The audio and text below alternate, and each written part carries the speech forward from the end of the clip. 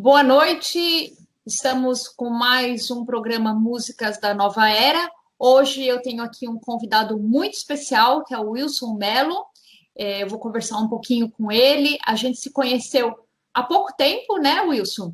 Isso, um ano e pouco. Mas parece que faz muito tempo que a gente se conhece, né? Sim.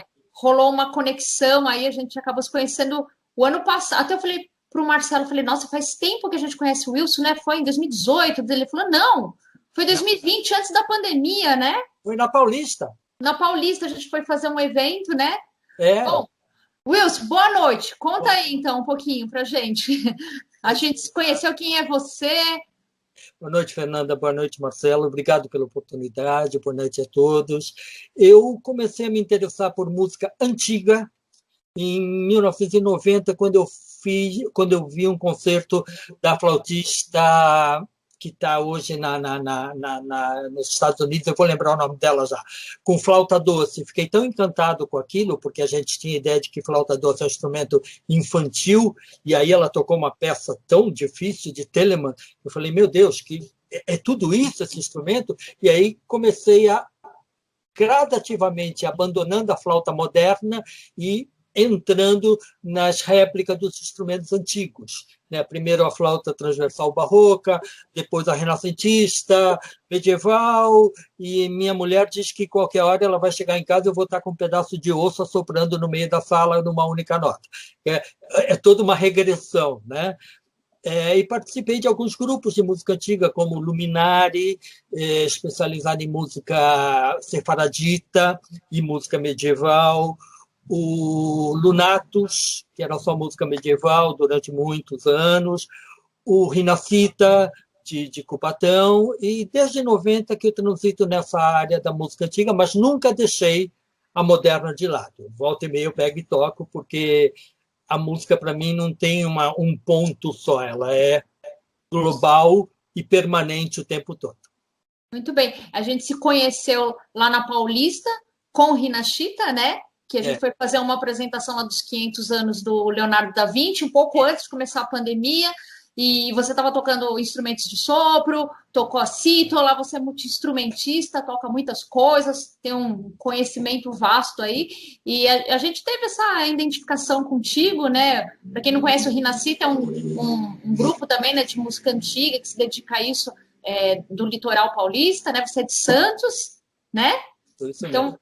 toda essa sua experiência aí de anos, né? E a gente sonhou aí em fazer muita coisa junto, né, Wilson? De fazer vários projetos, né?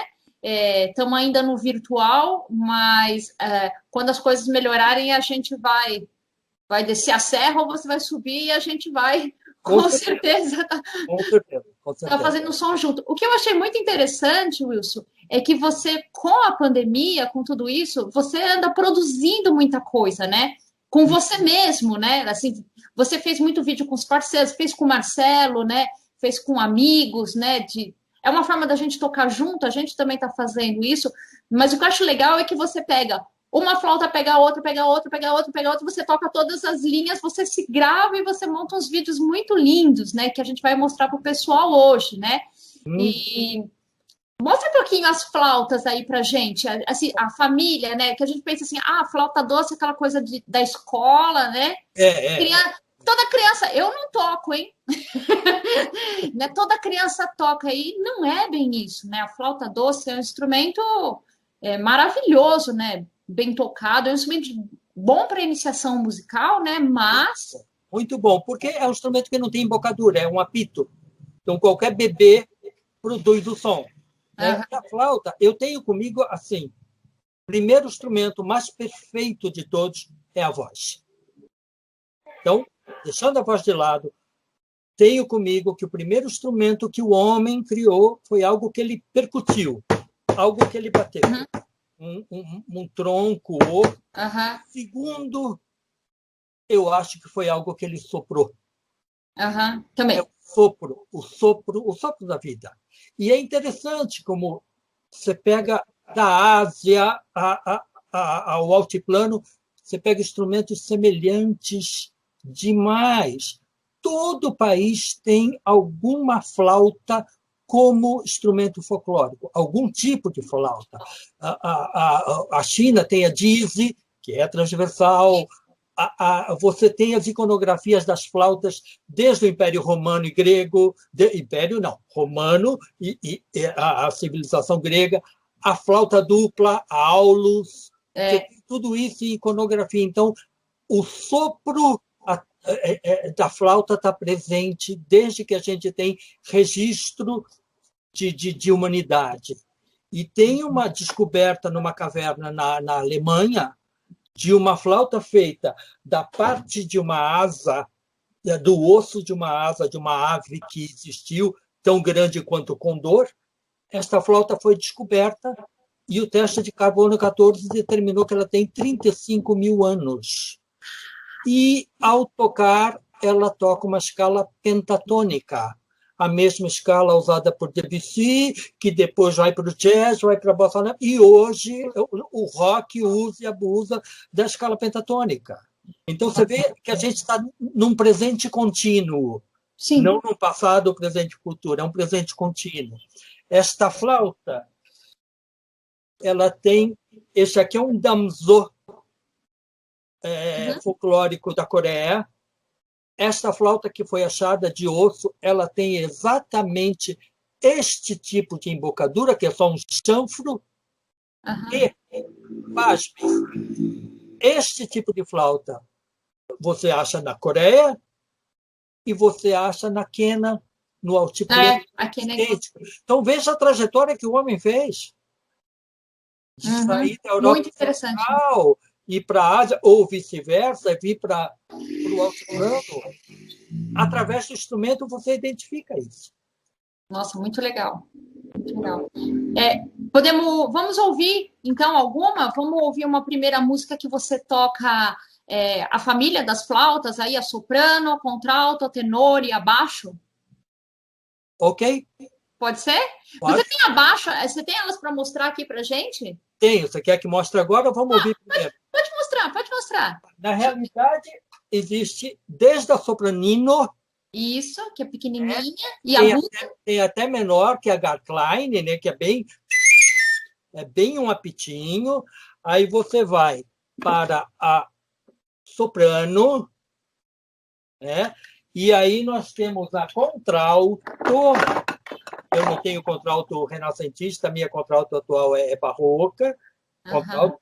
Aí você vai para tenor, que no meu caso também é uma tenor de plástico e amarra muito boa. A hora que der eu vou ter uma. E, por fim, abaixo. Não, por fim, não. Porque depois tem a contrabaixo, a subbaixo, a subcontrabaixo, que chega a ter 2,5 metros de altura. Sim, eu já vi uma ao vivo. Nossa, que legal. É como o tubo de um órgão. Né? E por quê? Porque no medieval, no Renascimento, as flautas, a extensão de notas era curta, era 1/8, então era necessário que fosse feito em forma de família para poder cobrir toda a extensão da peça a ser tocada, como a viola da gamba, que vai desde a soprano até abaixo, como o krumhorn, como todos os instrumentos do Renascimento, eram em forma de família, a flauta doce também em forma de família. Ok, então vamos ouvir um pouquinho.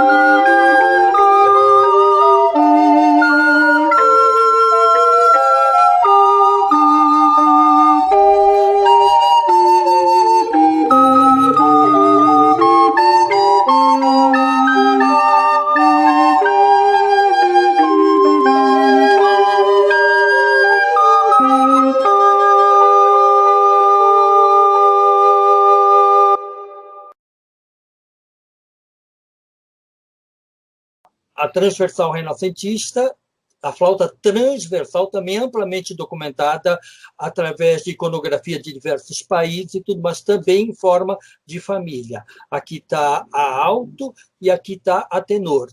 Tem também a baixo, que é imensa, enorme, mas é um instrumento muito limitado porque ele toca apenas uma tonalidade, que é a tonalidade de sol. Então ele tem uma limitação, né? Muito grande. Então, é só para quem toca um quarteto e tudo mais. Então, esta flauta, ela foi usada desde 1500 até 1650. Então, a flauta transversal, aqui a alto e aqui a tenor, amplamente documentada nas iconografias de vários países, principalmente na Ásia, Europa. Então, ela é um instrumento de som muito pequenininho, como era para o mundo de então, que não tinha barulho de moto, de avião e tudo isso, né? Era um mundo mais quieto, né? E ela foi usada muito de 1500 a 1650, mais ou menos, neste formato, cilíndrico por dentro e sem nenhuma chave. E era um instrumento normalmente para acompanhar o canto, não era um instrumento solista, sempre ficava entre o canto e o acompanhamento, que poderia ser um alaúde, os primórdios do cravo, ela ficava no meio para dar um embelezamento.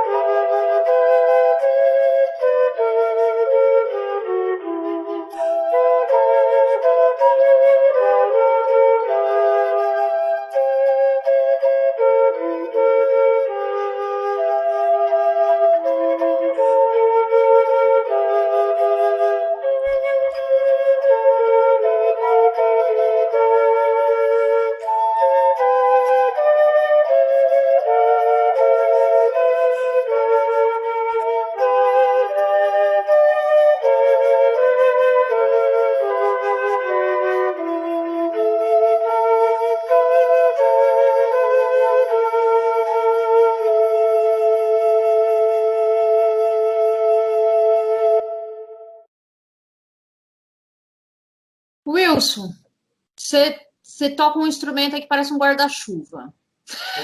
Não é uma flauta. Não, é o Krummhorn, que também, na forma de família, esse aqui é o Krummhorn contralto, tem o soprano. Tem uma família também.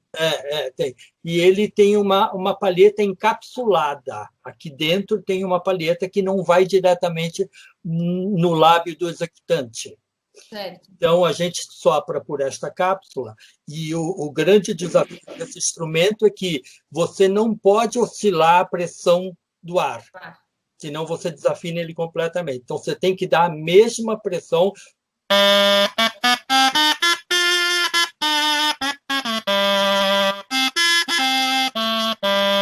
porque uma simples nota que você mude a pressão do ar, veja.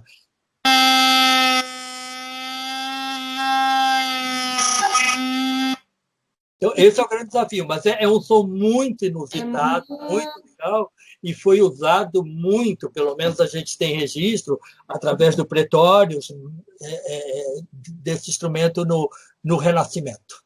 E é muito difícil de tocar, assim, de manter o fôlego, né? De cansar.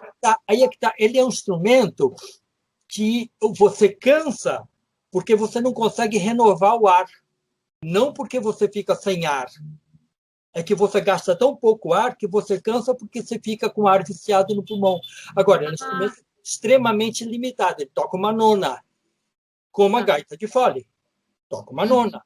Tá? Por isso, então, na forma de família. E um determinado tom, né? Vou ter também, não vou conseguir tocar em várias tonalidades. De modo algum. Sempre aqueles tons. Dó, fá, ré, sol, acabou. Sabe que é interessante, você estava lembrando, né? Até uma mãe de uma aluna, né? Vê assim, a gente, esse universo de um monte de instrumentos, né? Ela falou assim, mas eu queria entender, precisa ter tanto instrumento, por que precisa trocar, ter tantos, né? E assim, isso falando de corda, né? De violão, né? Que você vai buscando um som, depois vai buscando outro, seu ouvido vai aperfeiçoando, né? Então, os violonistas têm uma pesquisa assim, né? E as flautas, você acaba tendo que ter várias, né? Porque você vai acompanhar uma música, tá num tom, outra música tá no outro tom, então você precisa ter muitas flautas, né? Você precisa ter as famílias, né? Não é uma loucura assim, eu quero. É necessário, né? Eu não estou te vendo. Agora estou te vendo. Veja, esta flauta aqui, ela toca muito bem numa determinada tonalidade. Eu tenho uma outra que é também alto, que já toca em outra tonalidade. Então. Até porque neste período as tonalidades usadas eram poucas, nesse período Renascimento, medieval, eram poucas. E aqui há um problema não tem chave, não tem nada. Então, por exemplo, o si natural e o si bemol é afinado no mesmo furo. Então, para uma nota tem que virar a flauta para dentro, para baixar, e para outra tem que virar para fora para subir. Então, são coisas que você tem que controlar na medida que vai tocando, porque não tem chave. E o construtor não tem opção de deixar uma nota afinada, porque aí eu não toco a outra, e vice-versa. Por mais que vire para dentro ou vire para fora. Daí porque a gente tem que ter várias. Tem que ter muitas flautas, né? Tá bom. Vamos ouvir um pouquinho, então.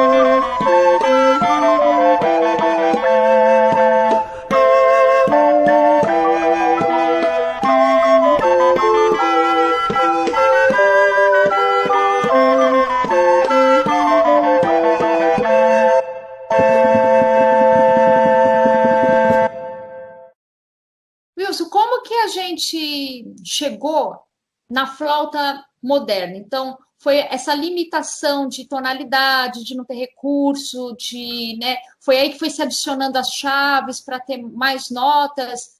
Conta, você sabe dizer como foi essa evolução para gente? Em torno de 1650, a flauta transversal deixou de ser cilíndrica internamente para ser cônica. Presume-se que algum luthier francês efetuou essa mudança e, com isso, ele proporcionou o ajuste nas oitavas e também adicionou uma chave, o que tornou a flauta transversal, no caso desta aqui, agora vamos chamar, é a barroca, é réplica de uma barroca, tornou muito mais funcional, ela passou a poder ser usada em várias outras tonalidades. Durante 150 anos, ela foi desse jeito. Até que, para corrigir algumas notas em questão de afinação e de maior amplitude sonora, ela, da noite para o dia, ganhou umas 3 chaves. Aí ela passou a ter 4 chaves. E depois mais 2, 6, e depois mais 2, 8, e aí não parou de ganhar chave, até que em 1860, mais ou menos, um flautista alemão, Theobald Böhm, criou o sistema que a gente usa até hoje, que é o sistema Böhm, com essas chaves, e permite fazer o que a gente vê que fazem, né? E é essa a evolução da flauta. Então, desde 1860 e pouco, a flauta parou aqui. Não se muda mais. Mas ela está em constante aprimoramento, porque, como a maioria dos instrumentos de sopro, ela não é um instrumento como o piano, que você aperta uma tecla e está ali afinadíssimo. Não. Sim. Ainda tem carências de afinação que ainda se fazem pesquisa para que seja resolvido ou que seja melhor, mais funcional ainda. Nossa, e a embocadura muda totalmente, né? Assim, porque essa você tem que ter um jeito para tocar que a flauta doce não tem, né? A flauta doce, como eu falei antes, ela é um apito. Se você tirar... Né? Qualquer bebê faz esse som. Já a flauta transversal, você tem que...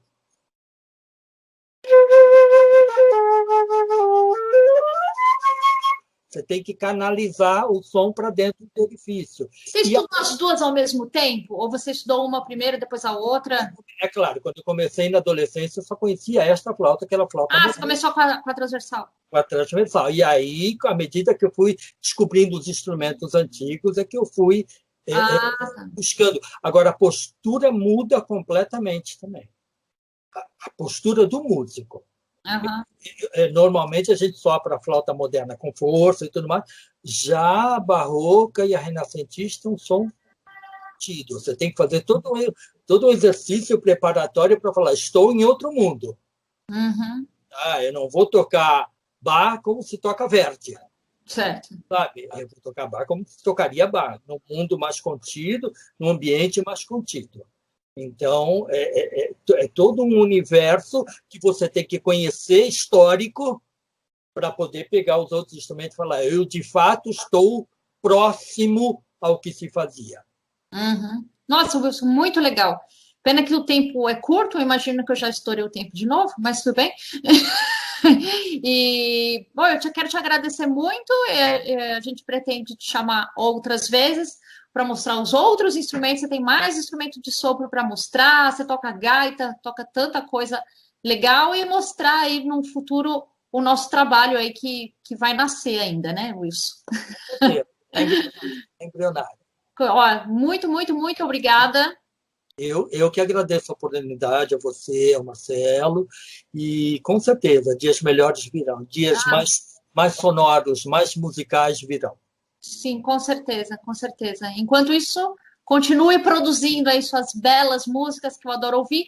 E quem quiser conhecer um pouco mais do trabalho do Wilson, nós vamos deixar aí no final e no descritivo o contato dele, né? Tem vídeo no YouTube, tá no Face, tá no Instagram, e quem quiser tá falando aí com ele, eu acho que ele vai ter um grande prazer. Estou sempre à disposição. Para falar de música e de instrumentos, estou sempre à disposição. Muito obrigada, Wilson. Então... Obrigado a você, obrigado ao Marcelo, enfim, que a gente continue sempre em paz. Obrigada.